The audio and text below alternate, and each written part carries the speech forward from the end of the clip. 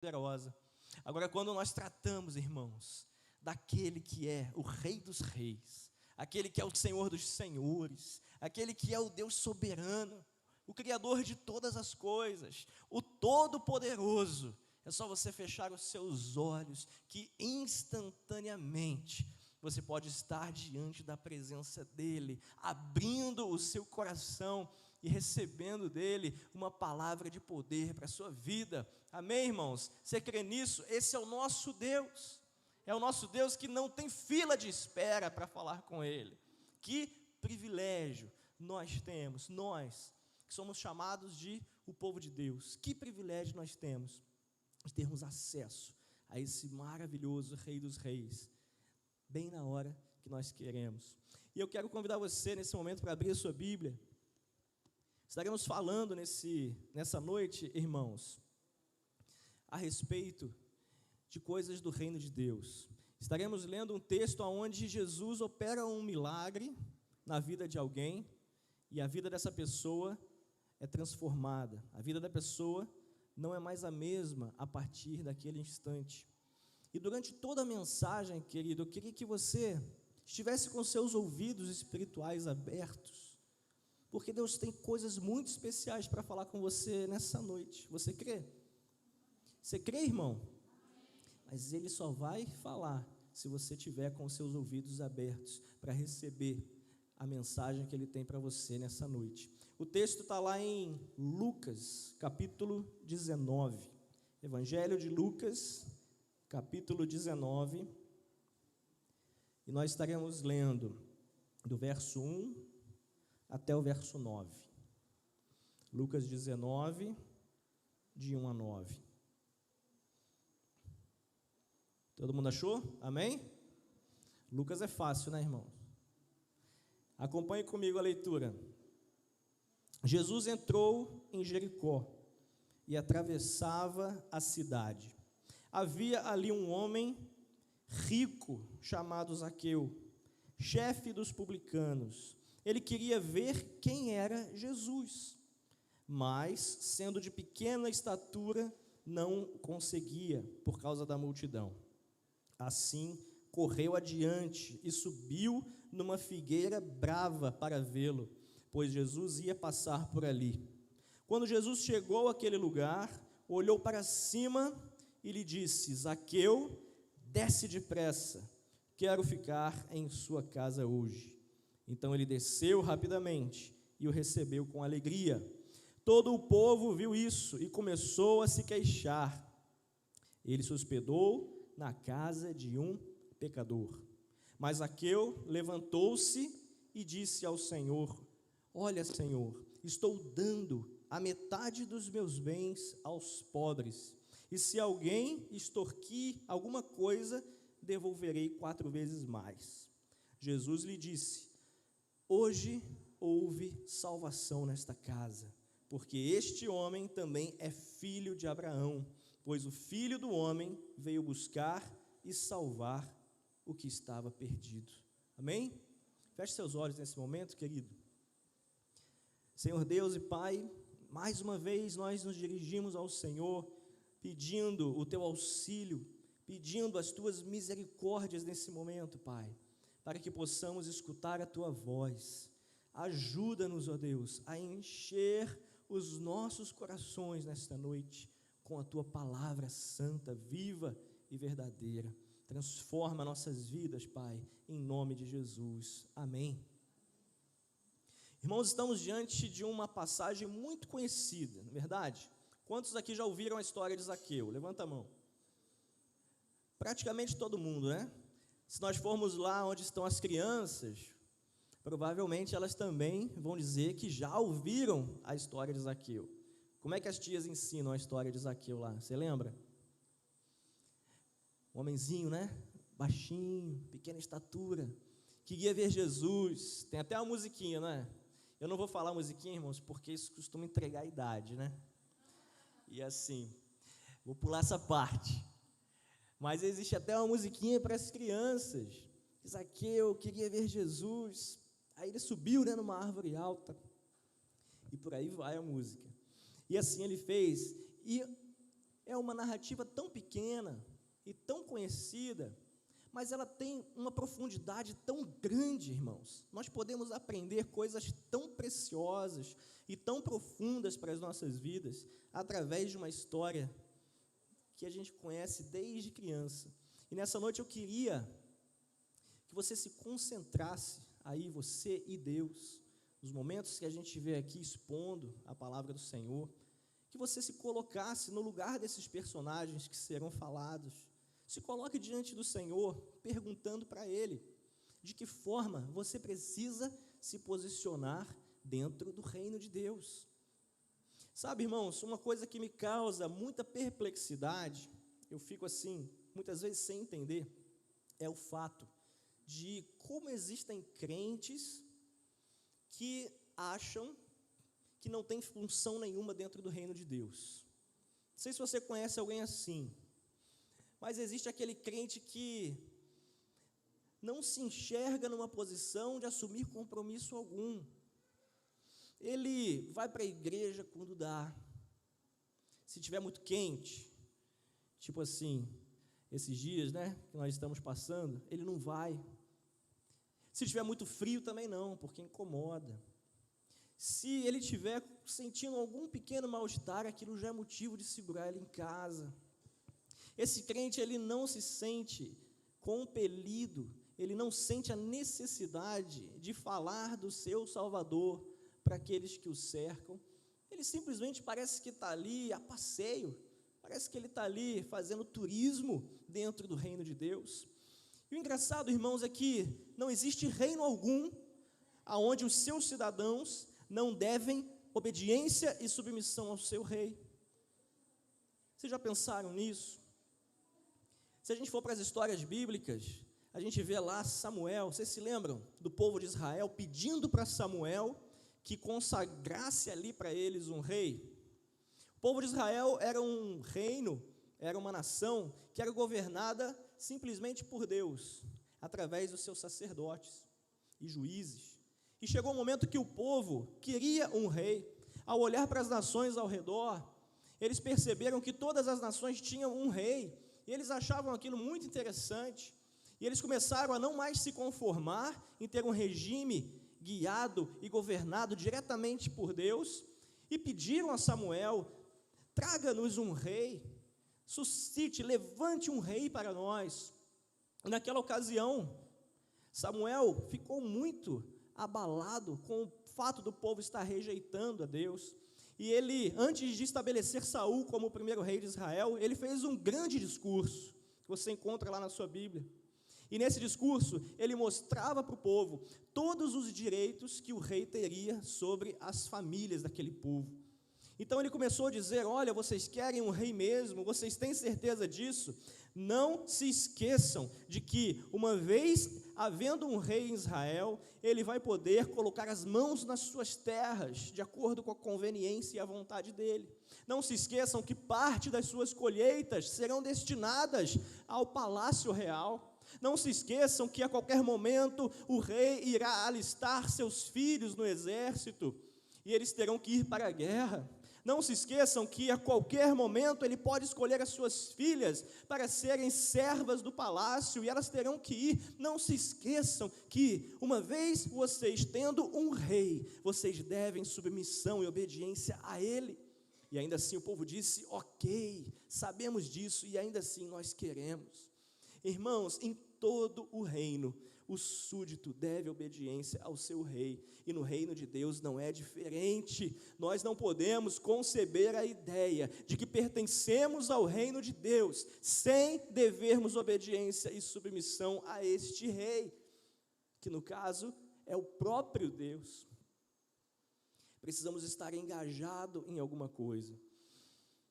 Se você fizer uma reflexão e perceber que você não está trabalhando como um servo fiel e responsável no reino de Deus, ore, irmãos, ore, porque tem vaga. O reino de Deus sempre tem vaga, irmãos. Nunca você vai ver uma placa escrito vagas preenchidas no reino de Deus. Sempre há vagas para servo de Deus, amém? Este é o reino de Deus. E estamos aqui diante de uma situação muito comum nos dias de hoje. Temos de um lado quem? Zaqueu. A Bíblia nos fala que ele estava aqui em Jericó, e a Bíblia nos fala também que ele era rico, e a função dele, a profissão dele era um publicano. O que seria um publicano, irmãos? O publicano, ele não era nada mais do que um cobrador de impostos. E aí eu faço uma pergunta para vocês. Quem gosta aqui de ter os impostos cobrados, irmão? Levanta a mão aí. Alguém gosta? Alguém fica assim ansioso, puxa vida, eu queria tanto pagar um imposto hoje. Acontece com vocês? Olha só, eu estou vendo na conta aqui, tem tanto dinheiro sobrando na conta, que eu podia pagar uns impostos aí para o governo, deixar ele mais rico. Existe isso, gente? Não existe. E há 2000 anos atrás, ninguém gostava também. Então você imagina como era a fama e a reputação de um cobrador de impostos. Obrigado, irmão. Obrigado, irmãos. Ganhei 2 copas, irmão. Olha que benção. Porção dobrada. Pastor Jefferson tem pregado sobre porção dobrada, não tem?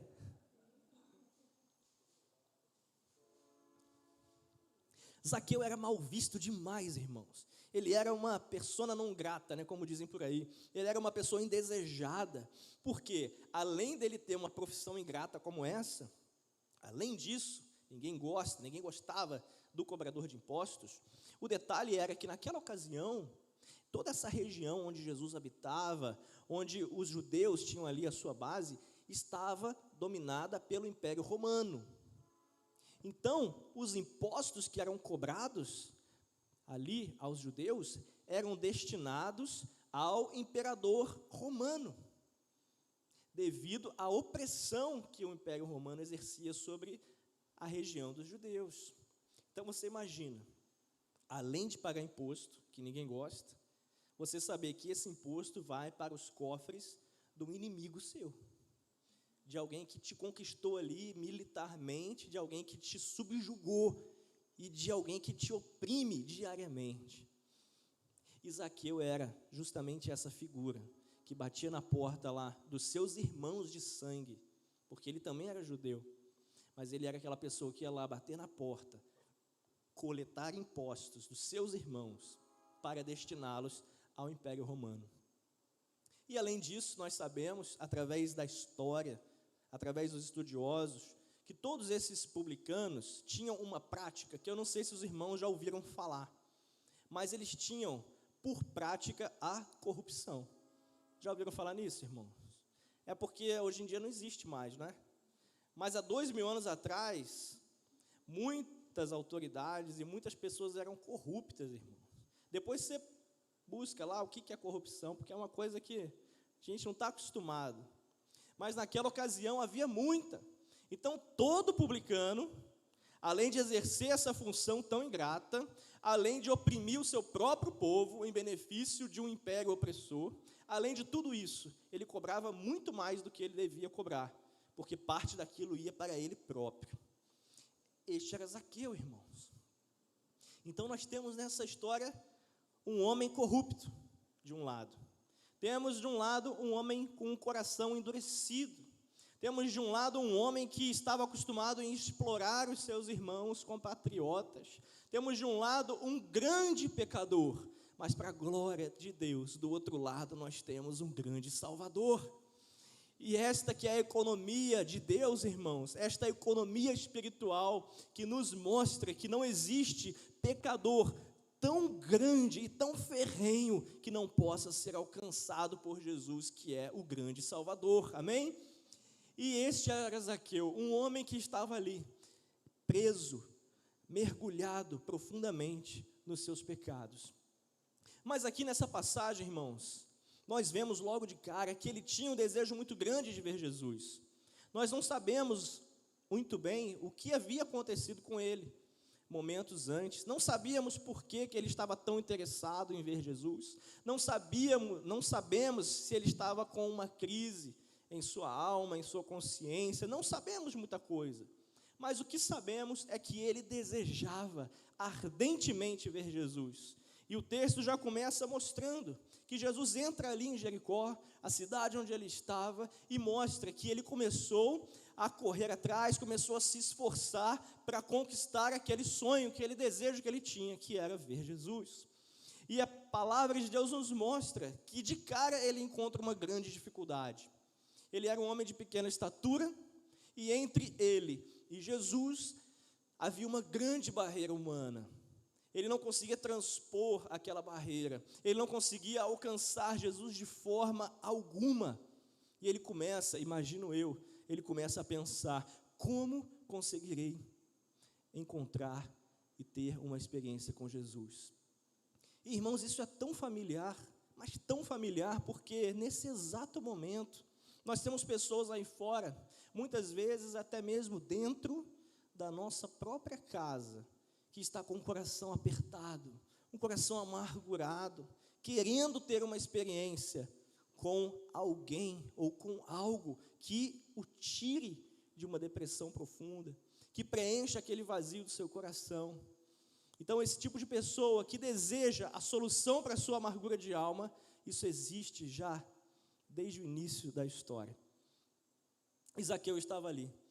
E o mais incrível é que, nessa passagem, nós podemos identificar a igreja, ou identificar cada um de nós como servos de Deus, com um personagem que nós lemos aqui, mas muitas vezes passa despercebido. Muitas vezes nós não damos a atenção que esse personagem merece.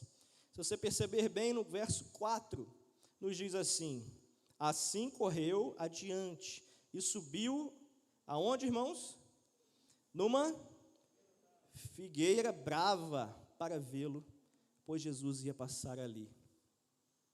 O personagem que vai nos ensinar muito essa noite é justamente essa árvore que estava no caminho. Como assim, pastor? Uma árvore pode ensinar alguma coisa para a gente? Você vai ver que pode. Essa árvore que estava no caminho por onde aquela multidão, seguindo Jesus, passava, ela exerceu um papel que, se eu e você, nós como igreja exercemos, nós iremos levar muitas almas aos pés de Jesus. Primeiramente, aquela árvore estava no lugar certo e na hora certa.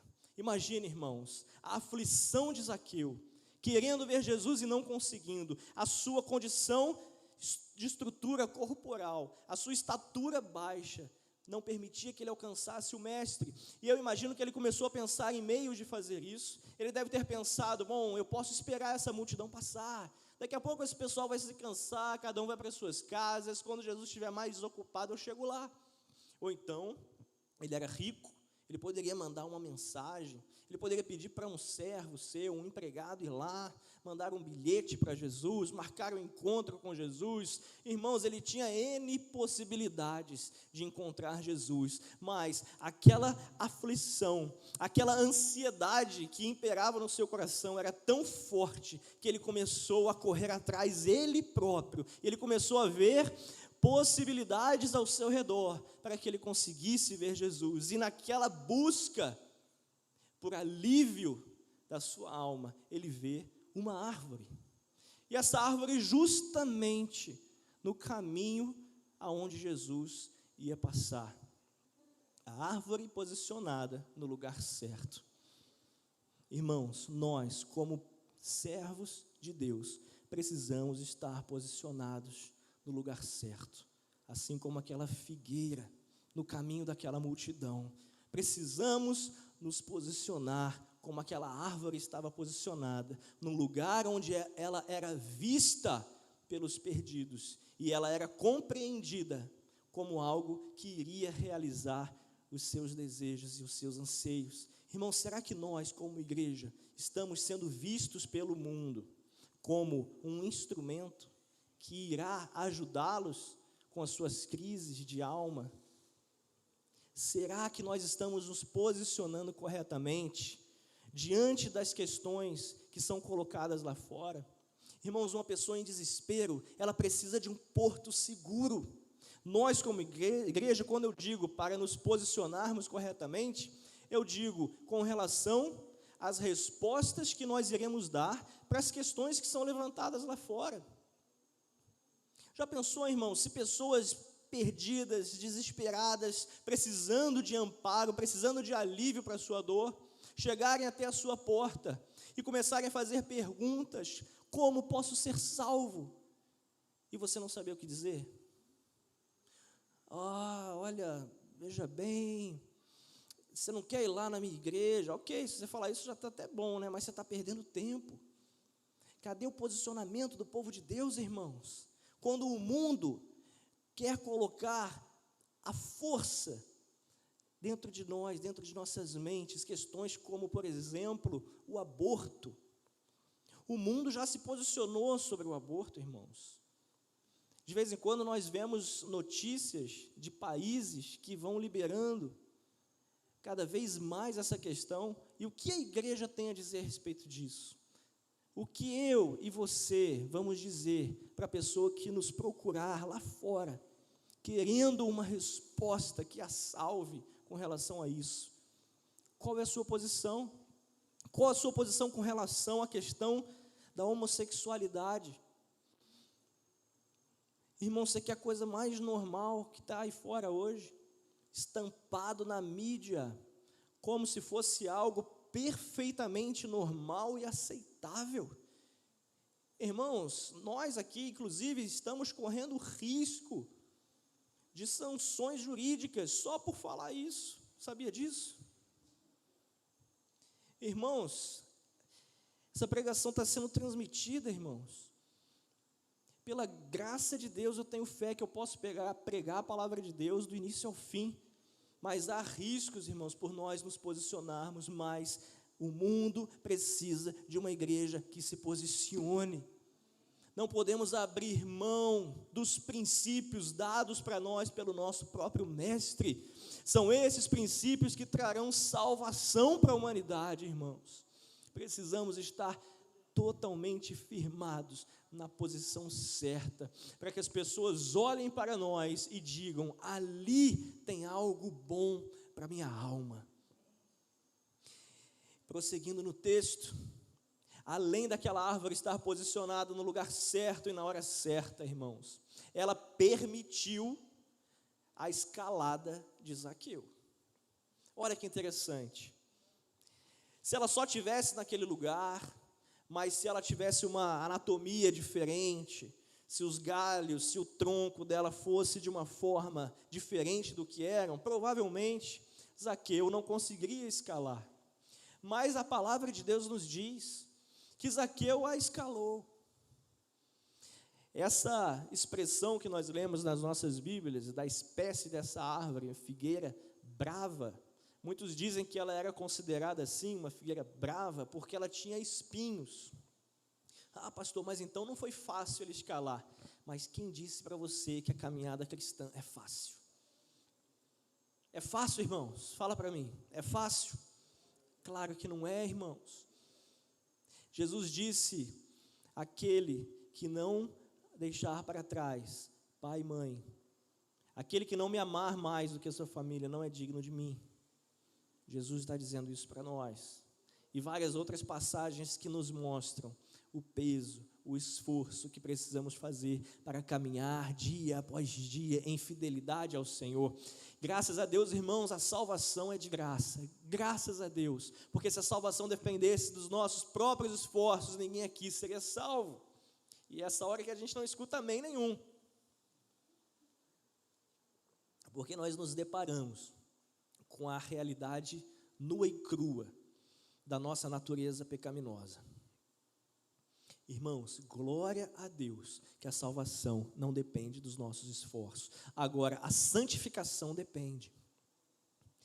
A santificação depende de você tomar uma decisão resoluta.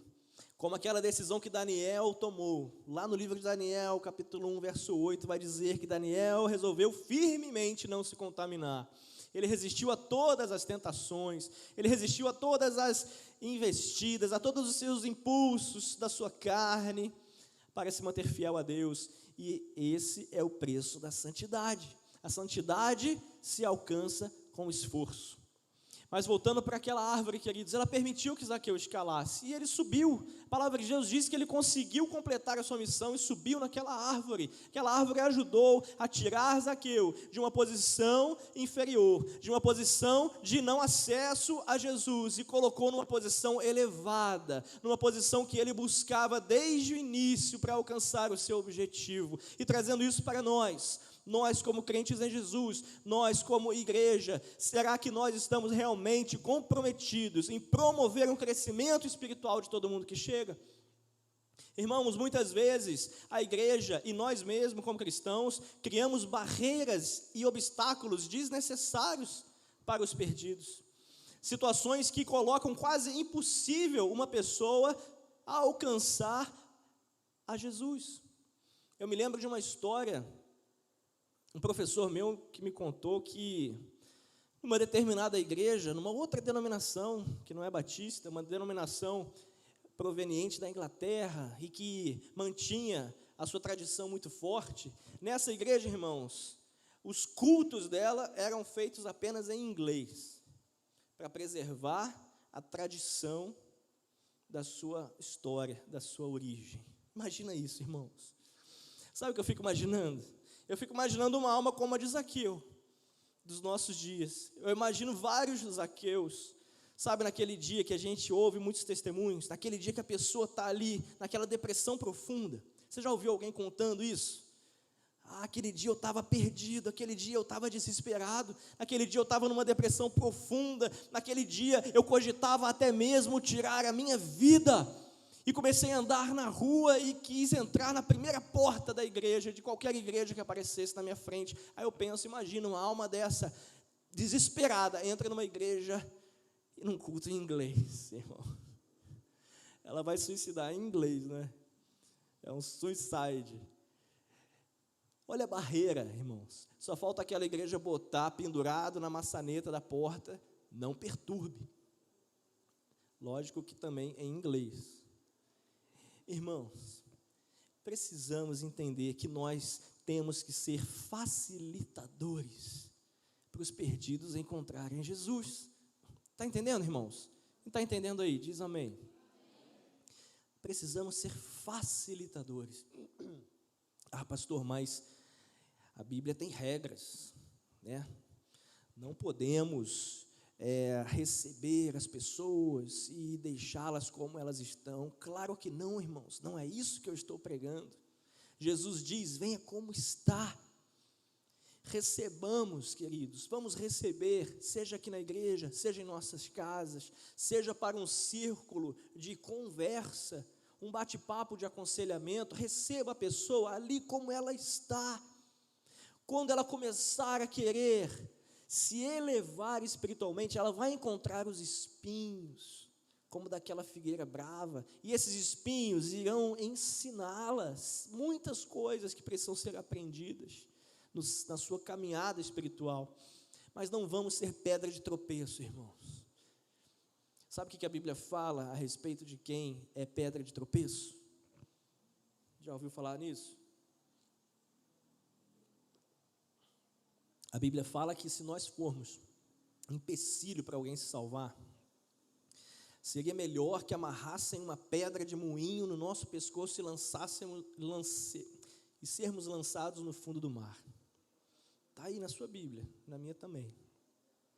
Então, irmãos, que jamais sejamos impedimento de alguém ao encontrar Jesus. Amém?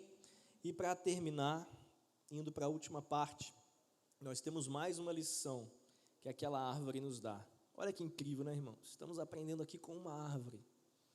Além de estar na posição certa, além de permitir que Zaqueu a escalasse, o que aconteceu depois? Zaqueu, com aquele todo aquele desespero de alma, toda aquela ansiedade, toda aquela aflição, depois de já ter visto a árvore como uma salvação para ele, depois de já ter subido, certamente ele estava ali em cima, com o braço já sangrando, de ter sido espetado por aqueles espinhos, e ele chega lá no alto, se acomoda lá naqueles galhos da forma que pode, e quando ele olha dali, quem que ele enxerga? O mestre. Do alto daquela árvore, Zaqueu enxerga Jesus, irmãos. E o que nós tiramos para nós quando alguém chega aqui dentro, alguém aí de fora perdido, que vem enxergando esse lugar como uma solução para o seu problema, ele chega aqui dentro e quem que ele enxerga? Que seja Jesus, querido. Quando alguém se aproxima da sua vida e começa a entender a forma como você vive, começa a conhecer você, quem que ele enxerga, irmãos? Essa é uma pergunta que a gente precisa fazer todos os dias para nós. Porque se uma pessoa entrar aqui dentro e enxergar um monte de coisa, menos Jesus, tem alguma coisa errada. Se alguém chegar aqui nessa igreja e começar a enxergar o pastor apenas, tem alguma coisa errada. Se uma pessoa chegar nessas portas aqui e enxergar apenas o ministério de louvor, tem alguma coisa errada. Se alguém chegar aqui e começar a enxergar apenas preocupações com a estrutura do galpão e com isso e com aquilo, tem alguma coisa errada. Da mesma forma, irmãos, que alguém que se aproxima de nós como um amigo, um colega de trabalho, e vê nas nossas vidas muitas coisas, menos Jesus, tem alguma coisa errada com a gente. Se alguém se aproxima de você, querido, e começa a ver maledicência, também chamado de fofoca, tem uma coisa errada. Cadê Jesus aí? As pessoas precisam encontrar Jesus na gente. Uma vez eu escutei um pastor contando uma história de que ele tinha uma amizade com um jornalista. E, em algum momento ele conversou com aquele amigo dele e falou: olha, eu queria te perguntar uma coisa. Por que vocês aí, repórteres, jornalistas, quando vão dar uma notícia a respeito de um assalto, por exemplo, de um roubo, de um golpe, quando é de qualquer pessoa normal, vocês simplesmente colocam lá, golpista, aplica golpe, disso, daquilo. Agora, se é um crente, vocês colocam lá, evangélico, aplica golpe, disso. Perguntou para o amigo dele, sabe o que o jornalista respondeu? Ele falou: pastor, sabe por que a gente faz isso? Porque a gente não espera esse tipo de comportamento de vocês. Isso não é comportamento de alguém que segue Jesus. E olha que lição que isso traz para nós, irmãos. O mundo, infelizmente, tem perdido a confiança na igreja. Mas essa confiança ainda existe. E essa confiança, eu creio, em nome de Jesus, que pode ser resgatada. Amém? Eu creio, irmãos, que nós podemos nos posicionar perante a nossa sociedade ainda como um baluarte de moral, de ética. Eu creio, irmãos, que nós ainda podemos ser vistos como referência na sociedade. Eu creio nisso, você crê?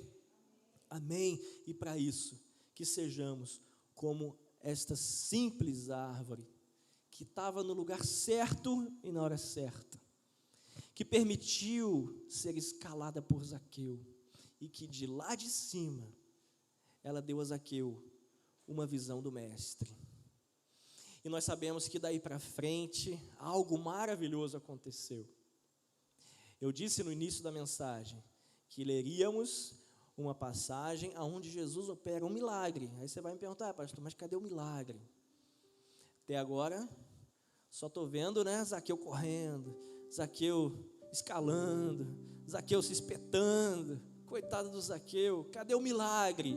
Irmãos, último verso, o penúltimo verso que nós lemos, verso 9, Jesus disse: hoje houve salvação nesta casa.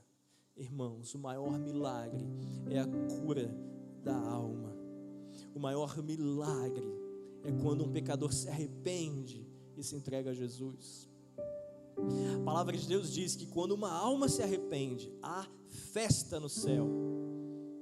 Eu nunca li, se você já leu, você me fala, mas eu nunca li na Bíblia que quando um paralítico volta a andar, há festa no céu. Eu nunca vi na Bíblia, irmãos, que quando um cego volta a enxergar, há festa no céu. Eu nunca vi isso, irmãos. São coisas muito boas mesmo, irmãos. E como seria bom se nós pudéssemos presenciar ainda essas coisas. Eu creio que podemos. Agora, quando a Bíblia fala a respeito de salvação, a respeito de cura de alma, é o único momento que nós vemos que ali, naquele momento, o céu entrou em festa. E esse é o grande milagre operado por Jesus. Jesus está ali no meio daquela multidão, gente de um lado, gente do outro, gente na frente, gente atrás e gente no alto. Irmãos, não é incrível que ninguém daquela multidão conseguiu chamar a atenção de Jesus tanto quanto Zaqueu? Ele estava lá, de lá ele viu Jesus e de lá ele foi visto por Jesus. E Jesus estende a sua mão de misericórdia, de poder e de graça para Zaqueu. Zaqueu, aquele grande pecador, corrupto, coração duro, grande pecador, tem um encontro com um grande Salvador. Esse encontro é proporcionado por uma árvore no meio do caminho, uma árvore que trouxe a oportunidade de vida para Zaqueu. Você pode abaixar seu rosto agora, fechar os seus olhos. Nós vamos acabar com uma reflexão, um desafio, na verdade, que eu faço a você. Um desafio para que você reflita. Que tipo de árvore você tem sido?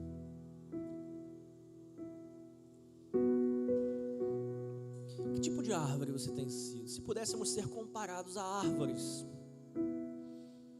plantadas por aí, quem seria você?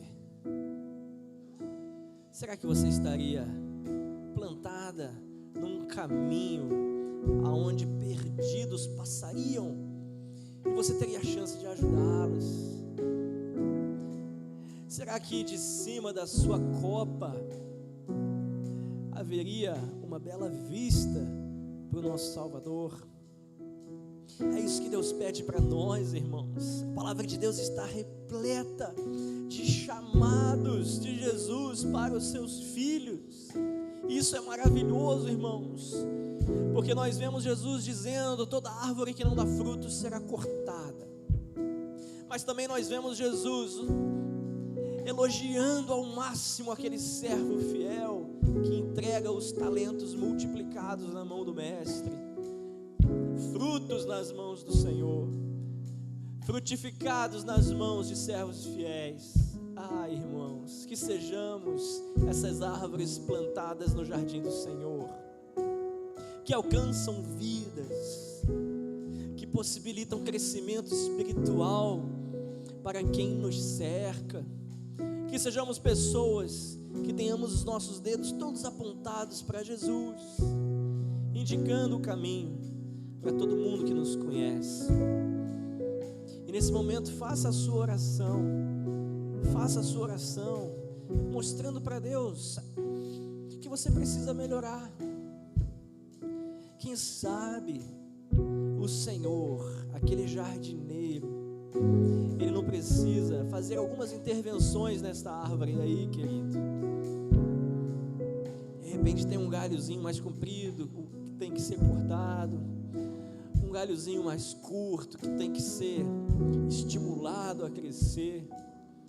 Ah, irmãos, Deus é um jardineiro perfeito.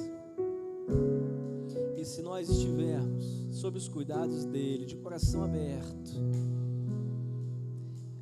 coração quebrantado, sem defesas, sem guarda levantada, aí sim Ele trará para nós o crescimento necessário, o fortalecimento, e aí sim nós alcançaremos muitas almas perdidas e as colocaremos aos pés do Senhor. Nossas famílias serão resgatadas em nome de Jesus. Nossas famílias sairão de uma condição de dificuldade, numa condição de amargura no lar, e irá para uma posição elevada de excelência no relacionamento.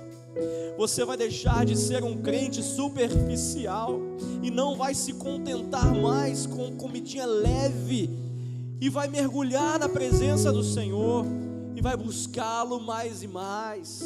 Você não irá se contentar em ficar dentro da sua zona de conforto, e irá sair, irá alcançar os seus amigos, os seus parentes, os seus irmãos, e apresentá-los a Cristo. Você diria amém para uma oração dessa? Então se coloque de pé. Vamos orar ao Senhor, consagrando as nossas vidas a Ele. E que Ele encontre em nós esses servos valorosos, que farão a diferença, aonde quer que formos plantados. Senhor Deus e Pai, nós exaltamos e glorificamos o Teu santo nome, Senhor. Obrigado, Pai, porque o Senhor se faz presente nesse lugar. Obrigado porque a Tua palavra atravessa os séculos e nos alcança de forma poderosa e impactante. Obrigado a Deus porque nós somos constantemente pelo Teu Santo Espírito inspirados a sermos servos melhores do Senhor. Deus, aqui está a Tua igreja, Pai. Aqui estão as Tuas árvores plantadas no Teu jardim. Coloca-nos, ó Deus, nos lugares certos, Pai. Nos dê as palavras certas, Senhor, para aqueles que nos procuram. Ó Deus, que em nós haja um sentimento, um desejo de proporcionar um enriquecimento, um crescimento espiritual de todos os que nos cercam. Senhor, que as nossas conversas sejam conversas edificantes e conversas que apontem para o Senhor, e que todo aquele, ó Deus, que se aproximar de nós, todo aquele que vier para o nosso convívio, possa logo de cara enxergar Jesus e serem salvas, ó Deus, se entregarem ao Senhor, abrindo seu coração, e elas aí sim se tornando também novas árvores para o Teu jardim. Louvado seja o Teu santo nome. Abençoe a Tua igreja, Senhor. Abençoe cada um aqui presente, ó Pai. Abençoe o nosso querido pastor Jefferson e Lidiane, ó Deus, que hoje completam mais um ano de união matrimonial. Ó Deus, nós clamamos ao Senhor ricas bênçãos sobre o nosso casal pastoral. Ó Deus, que a Tua mão de poder esteja sobre aquela família, Senhor. Renova a unção sobre a vida deles, ó Pai. Continue dando visão, ó Deus, para os Teus servos. E ó Deus, que eles tenham uma caminhada maravilhosa, juntos, unidos, sobre os laços do matrimônio. E sejam ótimos pais também para os seus filhos, ó Deus. Nós clamamos assim pela vida deles e pedimos ao Senhor que nos leve em paz para os nossos lares nesse momento, que nos acompanhe constantemente e nos traga de novo, ó Deus, de novo para a Tua casa, que tenhamos prazer de estar nesse lugar. Nós oramos assim em nome de Jesus. Amém, Senhor. Amém. Pode se assentar, querido.